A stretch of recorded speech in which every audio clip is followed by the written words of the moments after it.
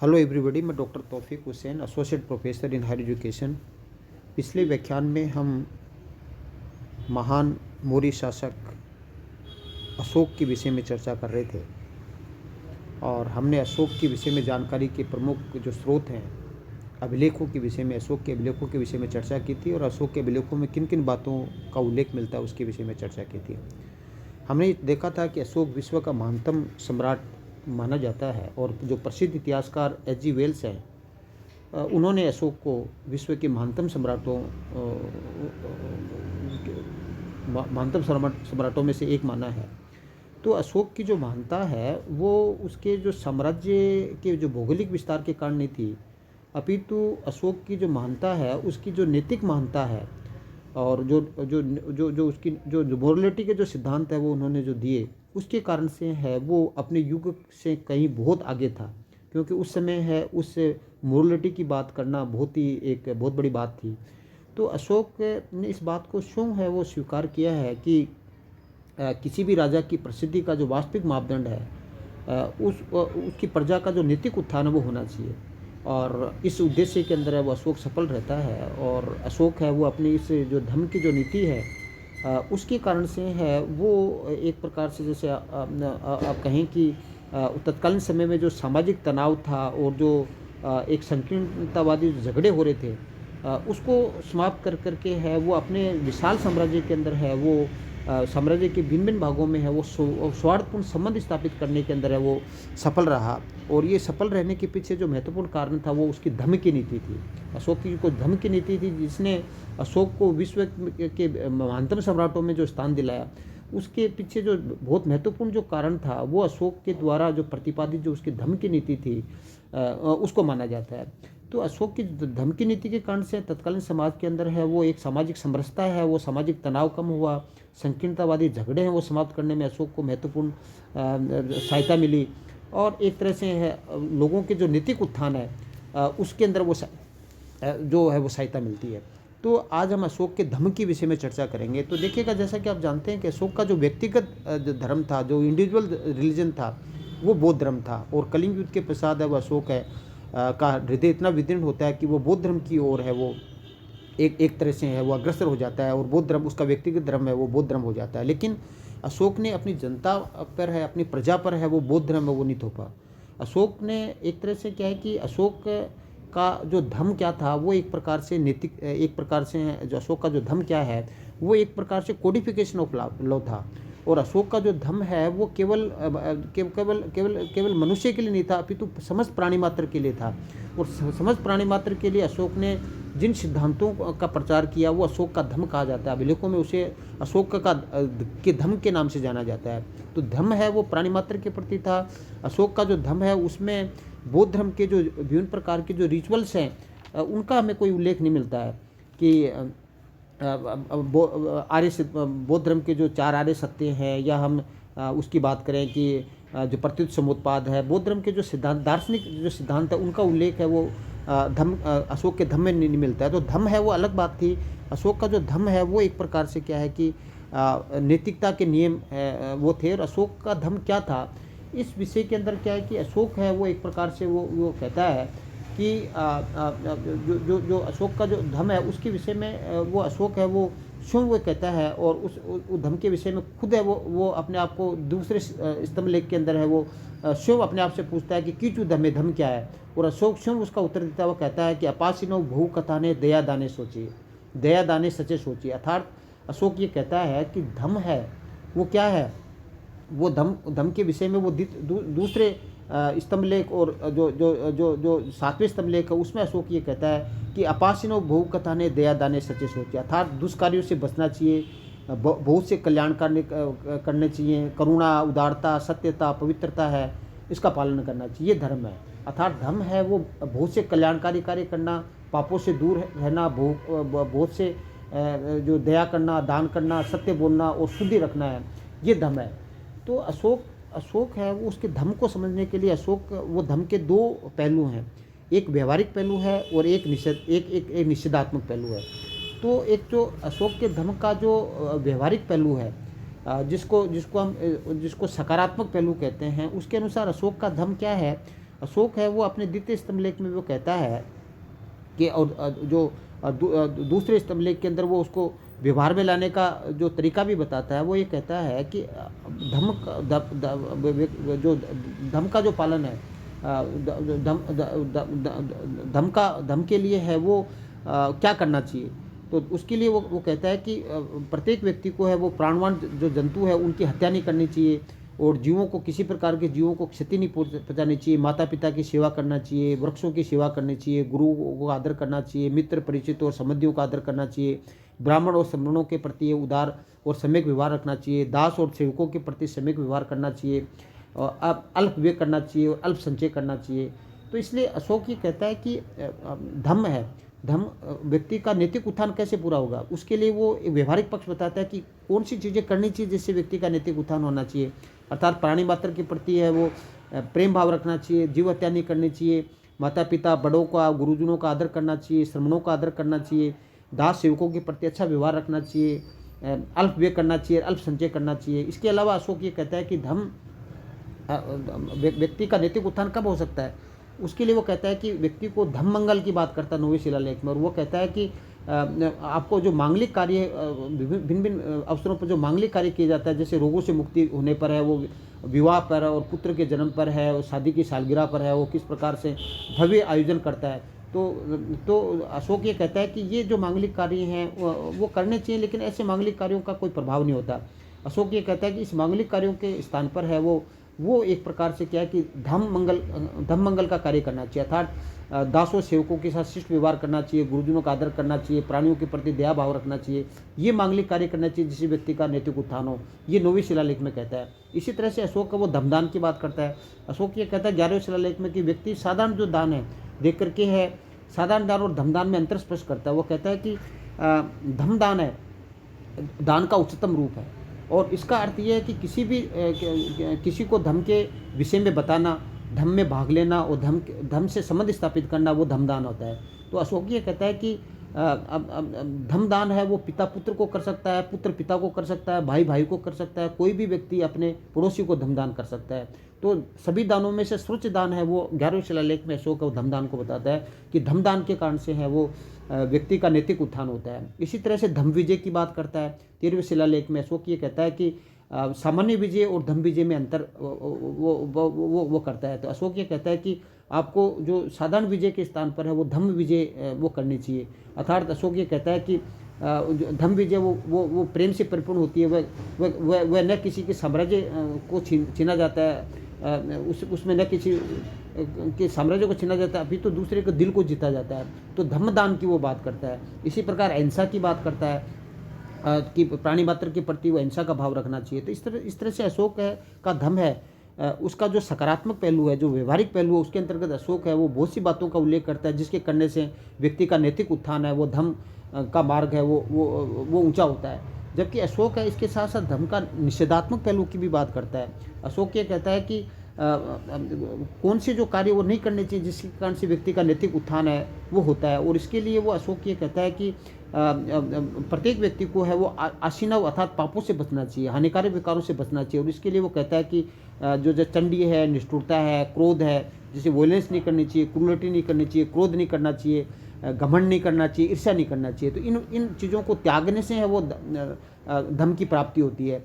और अशोक कहता है कि इन चीज़ों को त्यागने के लिए है वो अशोक 3रे स्तंभलेख में कहता है कि मनुष्य अपने अच्छे कार्यों को देखता है और देख करके वो कहता है कि उसने अच्छे कार्य किए हैं, और लेकिन वो अपने पापों को नहीं देखता और ये नहीं सोचता है कि ये पाप उसने किया है। इसलिए अशोक है वो ये कहता है कि अपने जो पापों से बचने के लिए है वो एक प्रकार से आत्मनिरीक्षण की बात करता है। और अभिलेखों में अशोक ये कहता है कि आत्मनिरीक्षण के लिए वो परीक्षा शब्द का उल्लेख करता है। और वो ये कहता है कि जो व्यक्ति को अपने जो नकारात्मक जो पहलू हैं उनसे बचने के लिए वो आत्मनिरीक्षण करना चाहिए। और एक तरह से क्या है कि क्योंकि इन चीज़ों का पालन करने से पालन किए बिना है वो मनुष्य अपने पापों को पहचान नहीं सकता। इसलिए व्यक्ति को समय समय पर है वो अपने आत्मनिरीक्षण करना चाहिए, परीक्षा करनी चाहिए, जिससे कि वो पापों से मुक्त हो। तो अशोक का जो धम्म है वो केवल मनुष्य के लिए नहीं था अपितु समस्त प्राणी मात्र के लिए था। और अशोक है वो अपने समस्त इस कारण अशोक है वो अपने जो समस्त जीव है उसके लिए परोपकारी कार्य किए। और अशोक इस बात को स्वीकार करता है कि 7वें स्तंभलेख में कहता है कि मैंने मार्गों के अंदर बरगद के पेड़ लगवाए जिससे मनुष्य और पशु दोनों को छाया हो। मैंने आम के बाग लगवाए, कुएँ खुदवाए, धर्मशालाएँ और प्याऊ खुदवाई, जो मनुष्य और पशुओं के लिए, दोनों के लिए। तो अशोक का दम है वो केवल मनुष्य के लिए नहीं था, अपितु समस्त प्राणी मात्र के लिए था। तो अशोक का धम जो रूढ़िवादी कर्मकांडकारी दर्शन मूलक नहीं था, अपितु सरल विशुद्ध व्यवहारिक था। और उन्होंने व्यवहारिक बातों का उल्लेख है, की बातों का उल्लेख है वो अशोक है वो अपने धम के अंदर करता है। तो अशोक का जो धम है वो एक तरह से वे ऑफ लिविंग था, एक जीवन पद्धति था। और उसने इस धम के माध्यम से है वो अपने जो जो नैतिक शिक्षाएं हैं उसको है वो आम लोगों तक है वो पहुंचाने का वो प्रयास किया। तो अशोक का जो धम है वो एक प्रकार से एक तरह से सर्वव्यापक था, अर्थात सभी के लिए था, समस्त प्राणी मात्र के लिए था। क्योंकि अशोक ने है वो समस्त प्राणी मात्र के लिए है वो चिकित्सा की व्यवस्था की, पशुओं के लिए अलग से चिकित्सा और मनुष्य के लिए अलग चिकित्सा की वो बात करता है। अशोक है वो अपने धम के अंदर है वो कर्मकांड के का एक तरह से है वो उसका विरोध करता है। जैसे धम मंगल धम दान की हमने बात की। 9वें शिलालेख में अशोक कहता है कि इनके स्थान पर है वो धम मंगल धम दान और जो आपके पास धम विजय उसकी बात करनी चाहिए। धार्मिक सहिष्णुता की बात अशोक करता है। अशोक अपने 12वें शिलालेख में कहता है कि व्यक्ति को है वो वो अपने संप्रदाय की प्रशंसा करता है, दूसरे संप्रदाय की निंदा करता है। तो व्यक्ति को ऐसा नहीं करना चाहिए, क्योंकि ऐसा करने से वो एक तरह से न केवल अपने संप्रदाय को हानि पहुंचाता है अपितु दूसरे संप्रदाय को भी हानि पहुंचाता है। इसलिए व्यक्ति को दूसरे धर्म को सुनना चाहिए और सुनाना चाहिए। इस प्रकार अशोक है वो एक तरह से ये जो एक तरह से धार्मिक सहिष्णुता की बात धर्म के अंदर करता है। अशोक है वो एक तरह से क्या है कि जो अशोक का जो व्यवहारिक पहलू जिसमें मैंने आपको बताया कि अशोक है वो एक प्रकार से क्या है कि उसका जो धर्म था वो प्राणी मात्र के लिए था। इसके लिए वो एक तरह से राज की जो पाकशाला उसमें भोजन के लिए है वो एक तरह से क्या है कि पशु पक्षियों की संख्या वो प्रारंभ में 2 मोर और 1 पशु है उसकी हत्या पर प्रतिबंध लगाया और बाद के अंदर समस्त जो पशु है उस पर प्रतिबंध लगा दिया। अर्थात उसने जो धर्म की जो पालन करने के लिए है वो एक प्रकार से पशु हत्या पर वो एक तरह से है वो एक प्रतिबंध लगाता है। और इसके साथ धर्म के पालन के लिए वो धर्म महामात्रों की नियुक्ति भी करता है, जिससे कि जनता के अंदर है वो आम लोगों के अंदर धर्म का वो प्रचार है वो करे। तो इस तरह से क्या है कि अशोक का जो धर्म है वो इसके लिए धर्म के पालन के लिए वो एक प्रकार से है वो धर्म महामात्रों की व्यवस्था करता है, धर्म यात्राओं का प्रारंभ करता है। और एक तरह से क्या है कि अशोक की जो एक तरह से धर्म की जो अवधारणा है वो एक प्रकार से क्या है कि एक प्रकार से विशिष्ट थी, और जो कि उस समय तत्कालीन समय के अंदर इस प्रकार की अवधारणा नहीं थी। एक प्रकार का नवाचार था, अशोक का खुद का आविष्कार हम कह सकते हैं। और विश्व का जो पहला सम्राट था अशोक है, जिसने जो राजनीतिक साम्राज्यवाद के स्थान पर है वो धर्म साम्राज्यवाद की नीति का अनुसरण किया। और उस धर्म साम्राज्यवाद को उसने न केवल अपने यहाँ तक सीमित रखा, अपने देश तक सीमित रखा, अपितु विदेशों में भी इसका जो प्रचार प्रसार करने का जो प्रयास है वो अशोक है वो करता है। तो अशोक है वो एक प्रकार से क्या है कि उसका जो धर्म है वो एक प्रकार से क्या है कि व्यक्ति का जो एक नैतिक उत्थान है उसकी वो बात करता है। एक तरह से वो जो अशोक का जो धर्म है उसके अंदर वो ये इस बात का उल्लेख करता है कि जो अशोक है वो एक तरह से धार्मिक कर्मकांड है उसकी वो एक प्रकार से निंदा करता है। और अशोक का जो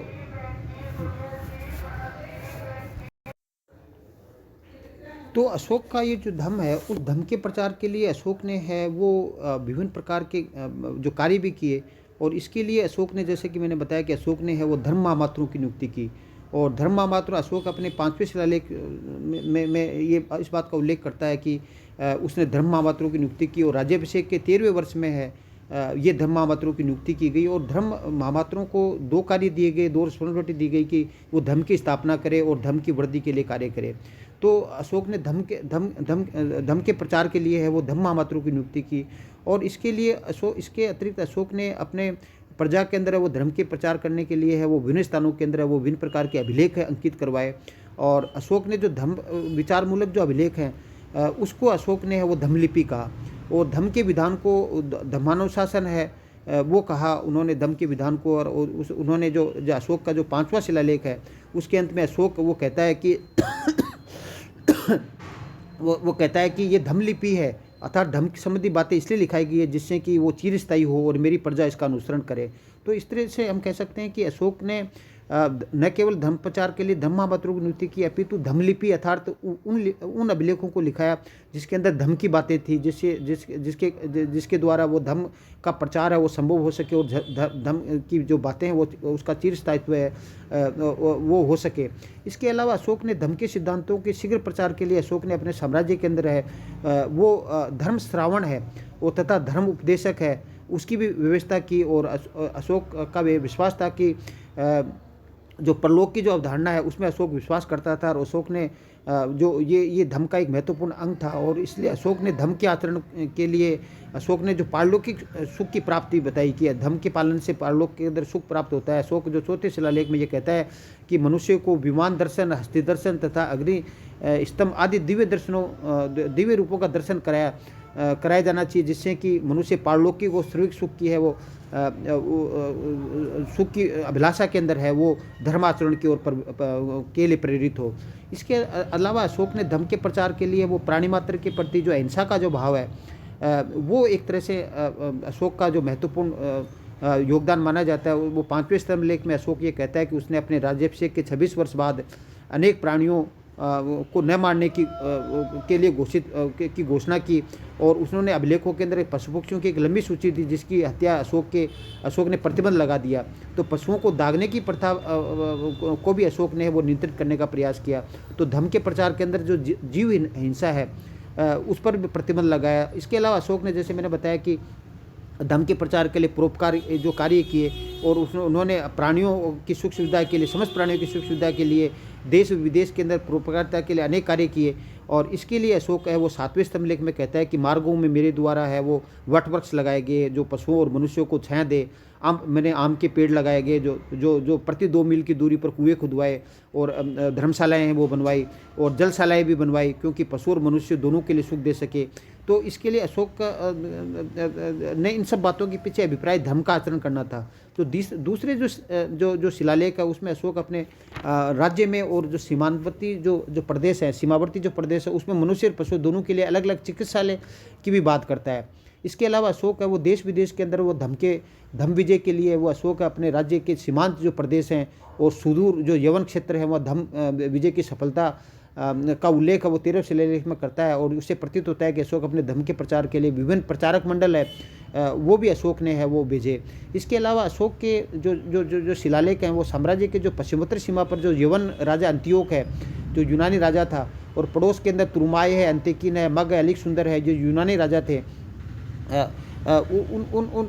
वहाँ भी है वो धर्म प्रचार की वो बात करता है।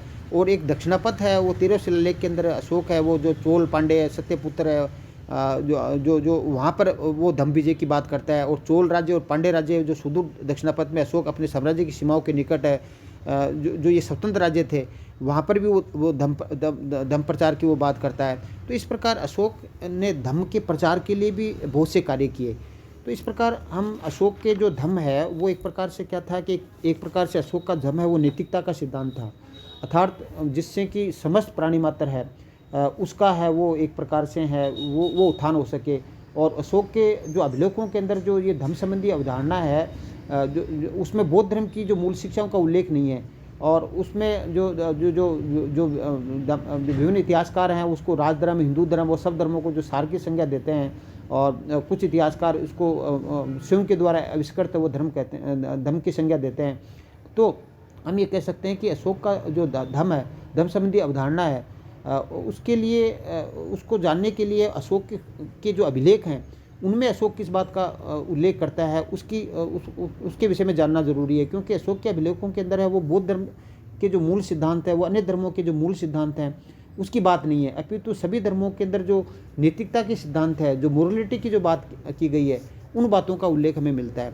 तो उसके आधार पर हम कह सकते हैं कि अशोक का जो धर्म था वो एक प्रकार से है वो लोगों को प्राणी मात्र के जो नैतिक उत्थान के लिए है, एक तरह से कोड ऑफ कंडक्ट था।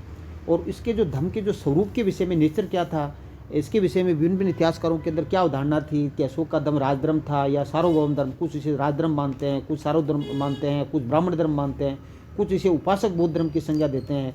तो इसके विषय के अंदर हम चर्चा है वो अगले व्याख्यान के अंदर करेंगे। आज हमने अशोक के धम्म क्या है उसके विषय में चर्चा की, और इस धम्म के विषय में अशोक ने अपने अभिलेखों के अंदर किन किन बातों का उल्लेख किया उसके विषय में हमने अध्ययन किया।